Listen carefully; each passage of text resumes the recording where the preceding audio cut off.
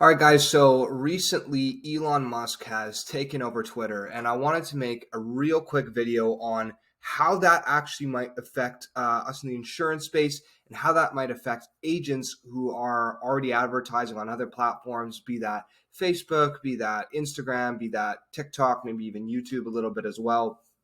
How is Twitter going to become a player, and how can you maybe capitalize and get in on some of the action that's going to go on Twitter during this new reformatting of their advertising system? Let's find out. All right, so let's briefly go over the Elon Musk Twitter takeover saga and kind of recap for anybody who doesn't know what actually happened, what went down, and why this is so important for the online advertising community to begin with. So, to start with, I'm gonna, preface Twitter's entire advertising system has been absolutely horrible. I don't know anybody who advertises there for almost anything. There's virtually no ROI unless you're maybe like a really big brand like Coca-Cola just looking to, just put your product literally everywhere on the internet and just kind of establish more authority, which is whatever. There's really not a whole lot of reason to advertise on Twitter, and I don't think, to be completely honest, I don't think I've ever seen an advertiser on Twitter that wasn't like a multi-billion-dollar corporation. Like there's no like just like small local business or somebody who advertises on Twitter, unless maybe they want to like gain followers on the platform, but that's totally different. Like no, the common ads I see are like GMC, Coca-Cola, Apple, Microsoft. Like, you know what I mean? Like it's not like Bill's Insurance Practice or Bob's Plumbing. Like there's nothing ever like that. Or even e-com stuff I don't see a whole lot of, to be completely honest. It just doesn't convert on there, and I don't even know if they have the system built out to be able to do that in the first place. So getting into the actual takeover saga. So originally what happened was Elon had bought shares with the intention to join the Twitter board. Now this is quite a few months ago. This has been playing out for quite a few months. It started out, somebody had almost made a joke to Elon that he should buy Twitter, and then he kind of took it a little bit more seriously and then went through the entire process of actually trying to do it. So he originally just bought shares and was requested to join the board. It looks like that didn't really work out. I'd seen some kind of leaked screenshots of DMs between him and the then CEO, Parag Narwal, I think is his name, or something like that. And basically, Musk wasn't very impressed with the direction that they were trying to take things. And eventually he just went in for a whole hostile takeover, right? So as I'm sure a lot of you who have followed it are aware, it was a very arduous and drawn out controversial saga. Elon was claiming he had proposed an original price that was like $1.50 on every share, like extra than it was, or it was like 50% more on their shares than what they were currently going for on the stock market. So he basically paid for the company 50% over value. He agreed to it, wrote out a contract. Twitter accepted it. And then Elon said, oh, there's too many bots. There's not enough real accounts. Then tried negotiating. And then Twitter tried to force the deal to go through. And then Elon wanted to do it. And then Twitter didn't want to. So it was just this giant flip-flop. Nobody knew it was really happening. But anyway, it ended with finally Elon Musk came in at the helm, declared himself the chief executive officer, and most of the core members were fired immediately. So Parag, the former CEO, he was gone literally within a couple hours. There were mass layoffs that went off. And then Musk sent out an open letter to advertisers. So I'm going to pull up that letter right now because this is what really pertains to us today. So this is straight from the horse's mouth. Elon Musk, as you can see, here's his official verified account, 115.3 million followers, right? So here is what he had to say about the entire situation once he took over. I believe this was the day after he took over, or it was very, very soon after he took over. I wanted to reach out personally to share my motivation in acquiring Twitter. There's been much speculation about why I bought Twitter, and I think about advertising. Most of it has been wrong. The reason I acquired Twitter is because it is important to have the future of civilization It is important to the future of civilization to have a common digital town square where a wide range of beliefs can be debated in a healthy manner without resorting to violence. There's currently great danger that social media will splinter into far right-wing and far left-wing echo chambers that generate more hate and divide our society.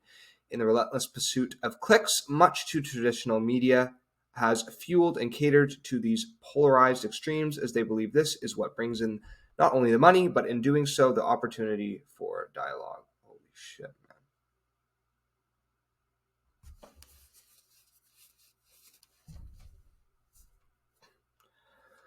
All right, so this is what Elon Musk had to say to advertisers. This is from the horse's mouth itself. It's his official Twitter account, 115.3 million followers. So I'll just kind of briefly go over it, right? He wanted to reach out personally to share his motivation in acquiring Twitter. He said there's been much speculation about why he bought it and what he thinks about advertising. Most of it's been wrong. He said the reason I acquired Twitter is because it is important to the future of civilization to have a common digital town square where a wide range of beliefs can be debated in a healthy manner without resorting to violence. There's currently great danger that social media will splinter into far right-wing and far left-wing echo chambers that generate more hate and divide our society.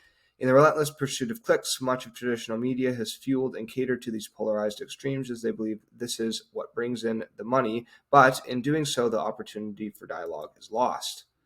He goes on to say, that is why I bought Twitter. I didn't do it because it would be easy. I didn't do it to make more money. I did it to try to help humanity, who I love. And I do so with humility, recognizing that failure in pursuing this goal, despite our best efforts, is a very real possibility. That said, Twitter obviously cannot become a free-for-all hellscape where anything can be said with no consequences. In addition to adhering to the laws of the land, our platform must be warm and welcoming to all, where you can choose your desired experience according to your preferences, just as you can choose, for example, to see movies or play video games ranging from all ages to mature. I also very much believe that advertising, when done right, can delight, entertain, and inform you. It can show you a service or product or medical treatment that you never knew existed, but is right for you. For this to be true, it is essential to show Twitter users advertising that is relevant as possible to their needs. Low relevancy ads are spam, but high relevant ads are actually content. Fundamentally, Twitter aspires to be the most respected advertising platform in the world that strengthens your brand and grows your enterprise. To everyone who's partnered with us, I thank you. Let us build something extraordinary together. Okay, so this is huge right here, right? So basically, what Elon is saying, especially in this last bit, is he wants to make Twitter the most respected advertising platform in the world. So he obviously has very clear plans to actually expand the features on Twitter advertising and continue to build upon the system that Twitter has set up. I found what he said here is so keen. He's not even I shouldn't say he's not a marketer. The guy's actually a really good marketer, but that's another conversation for another time. Low relevancy ads are spam, but high relevant ads are actually content. And I think that's something to keep in mind when we advertise, not just on Twitter, but on any platform. Low relevancy ads are spam. So the lower relevancy that you're able to actually make your content to the target audience you're serving, the more they'll consider it spam. But the more that you can hone in and make it relevant to them, the more it becomes actual content that can delight, entertain, and inform. So just something to keep in mind, something that I just caught on reading this again for a second time.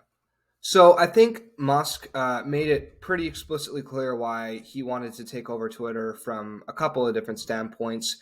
First off, from a free speech and advocacy / activism standpoint. So he's been a huge advocate for free speech. Agree with it or not, I'm not here to debate that. He's claimed that there's a lot of different free speech issues happening on Twitter, and when you take a look at things that were going on the platform and how they did really seem to be censoring certain political sides of the argument to a lot of things rather than the other. The company leaned very much one way. He didn't like that, it's too much kind of one way and wanted to really balance it out where he felt it really violated free speech with, a lot of different people were getting taken down for saying very basic and simple stuff during, the height of COVID and all this and blah, blah, blah, blah. So anyway, he wanted to make it more of a free speech platform where people from both sides of the spectrum can talk as long as it's nonviolent. People should be allowed to essentially say what they want. He had a line Free speech is when somebody you don't like gets to say something you don't like and nothing bad happens, right? So that was his kind of thing, and he's allowed people to be very critical of him on the platform as well. But anyway, so there was that aspect to it, and then also the company stock has only ever risen in value $12 since going public in 2013. They've made astonishingly little money in comparison to competitors. All right, but I'm sure you're wondering, what does all of this mean for us as agents? Okay, so let me get into that, right? Tie all this together. So this offers a brand new opportunity to reach an untapped audience on an established platform, right? Twitter has been around for quite a while. It's been used by quite a lot of people. It has a huge database of people who use it in the hundreds of millions, right? Hundreds of millions of active users. Elon has just reported that there's even more people that are joining and that it's hit its highest all-time usage marks ever. So it's a growing platform that continues to expand, add more people, already has hundreds of million people signed up to it. And there hasn't really ever been ads that have really worked effectively on a mass scale ever, right? So there's never been lead gen ads. There isn't lead gen ads now.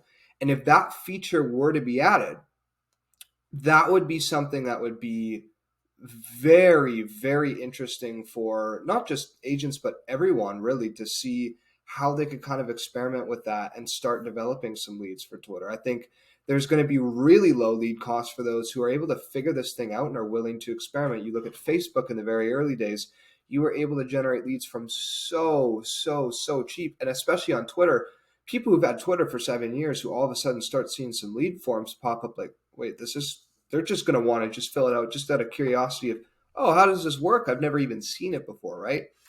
So Twitter lead gen, would be an absolutely massive opportunity for insurance agents to come on board, be able to take the content that you guys are pushing now and then push it on Twitter, be it as a video, be it as text, whatever you think might work on there.